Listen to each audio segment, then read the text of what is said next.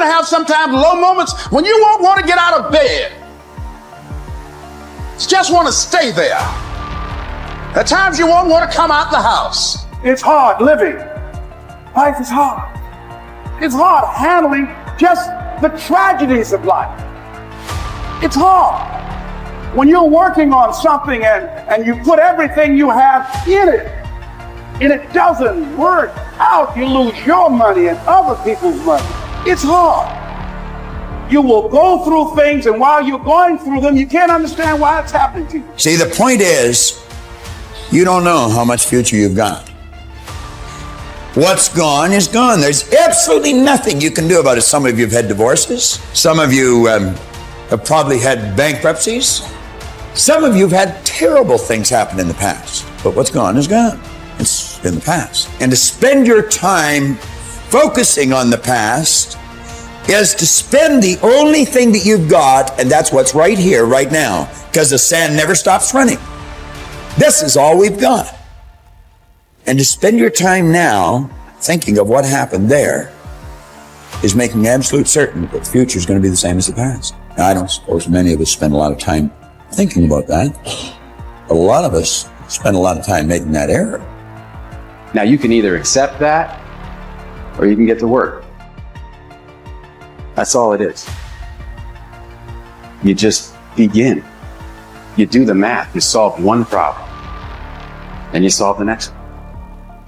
Whatever drama you may be dealing with, this is not the end of you. No matter what it is not the end. You can't quit now. And the only way out is through. All you do is you fall down, get back up again, fall down, get back up again, fall down, get back up again. That's how you win. You got to be bold in life, ladies and gentlemen. If you're not bold, if you're not standing up inside yourself, if you're not willing to call into being the highest and the strongest that's within you when you're facing life's challenges, life will trample you. But see, when you discover the truth of this goodness, this power that you have within you, that truth will set you free from ever being a victim in life. That truth will enable you to handle things with a level of equanimity that will surprise you. Getting unstuck means that you are going to start living life on your terms, rather than just gliding through every day on automatic. That you have a special power within, that you know that things are going to get better for you. You know that you can handle this. And because you want some different kind of results in your life, you've got to decide that I'm going to go all out. Now listen to me. I don't care what you're going through. If you're not dead, he ain't through with you yet. As long as you waking up, you still in the game. As long as you alive, you can still make it happen. As long as that breath in your nostril boot, you still in the game. You still can win. Now get your butt up. Why do you keep crying? Why me, God? Why did I get MS? Why did I get cancer? Why did my mama die? Why did I get fired? Listen, you got put through that because what that does, that tension produces greatness. Stop running from it and run to it. Lions don't cry. Lions don't give up. Lions don't quit. Lions hunt. That's what we do for a living. We turn tragedy into triumph. You'll never obtain any substantial measure of material wealth if you insist upon living your life as if you are looking back through your rearview mirror on your automobile. Nevertheless, it seems to be a very common error which many people have turned into a habit. Let the dead bury the dead. Let it go. I don't care how bad it was, let it go.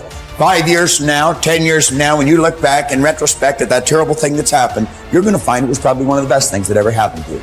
Advancement of all kinds is preceded by a crisis. The greater the crisis, the greater the opportunity for advancement. Or you could put it another way. You could say, out of all confusion comes order. A higher degree of order than that which existed prior to the confusion. Because you see, the confusion was a learning state. Remember, I was pointing out that business is fun. It really is. I see business as a game. It's a game we're playing, and we play to win. And when we're winning, we're having fun. And when we're losing, we're learning. Let's treat both of the experiences exactly the same. They're learning experiences. Now we say, remember the old adage which says, let the dead bury the dead. Stop looking back on your life and worrying about the things which have already occurred and which you can no longer alter. It's like trying to change the time you got out of bed this morning. You're never going to be able to do it. That stands for eternity. You cannot go back and change it, since you cannot let it go. Pursuing that kind of mental activity will never lead to anything worthwhile, any worthwhile accomplishment in your life. You should understand, moreover, that all accomplishments in your life, you should understand, moreover, that all of the great achievers of the past have been visionary figures. They did with their life what, like Scott was saying, he does with his music. He heard it in here. They see their life in here. They're building visions of a great future. We've got a vision of a great company. We've already got a great company. We want a better one. We serve a lot of people. We want to serve more. And as we do, we receive greater rewards. And because we receive greater rewards, we become more comfortable, more creative, and we can provide more service. It's a beautiful cycle that we're in. Looking into the past is a self-doom fulfilling cycle. You just keep getting it worse, worse, worse. We've all done it, so we know what it's like. These visionary figures were men and women who projected into the future, and they did not belabor over things which had already passed. They thought of what could be rather than what already was, and then they moved themselves into action to bring these things into fruition. If there were tips for success, everybody would have been successful. There are no tips for success.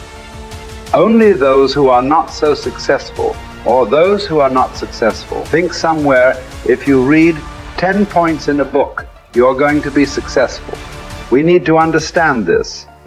If you want to be successful, don't seek success.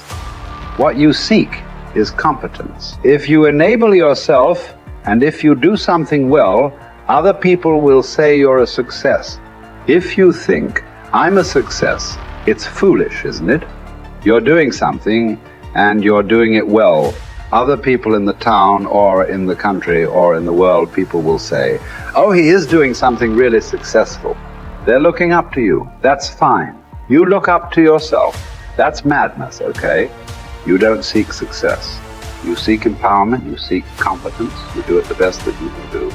You cannot do as well as somebody, but you can do the best that you can do. So if you do your best, if your best is good enough, the world will recognize. If it is not, you will be happy. So what does success look like? What does it take?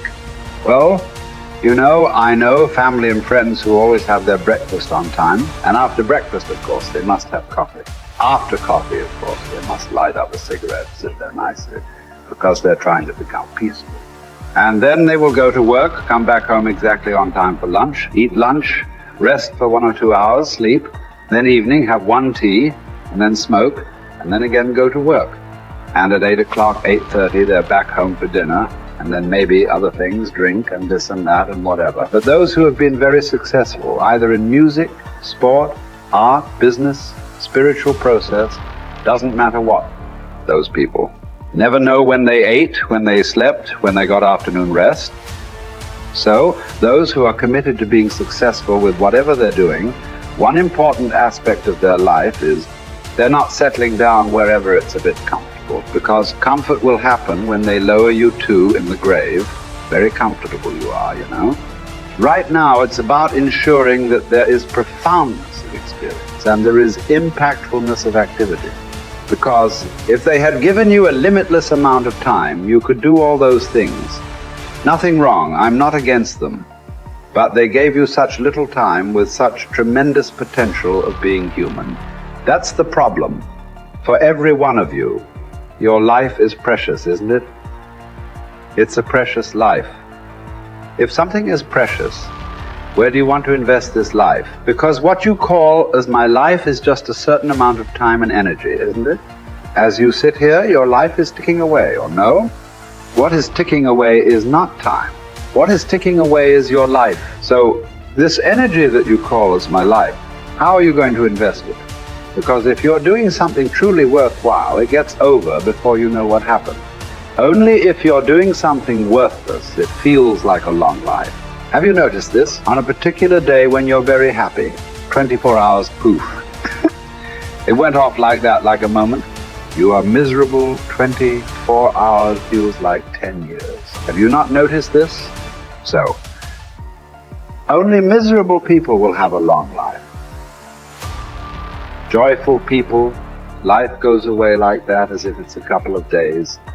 It passes away like that if you are creating what you really care to create. So one thing that every young person should do is, without the influence of the peers of your own age group, without the influence of your professors and your parents, without any kind of influence, somewhere you must stay by yourself at least for 2-3 days and look at it. What is it that I want to invest this precious life into?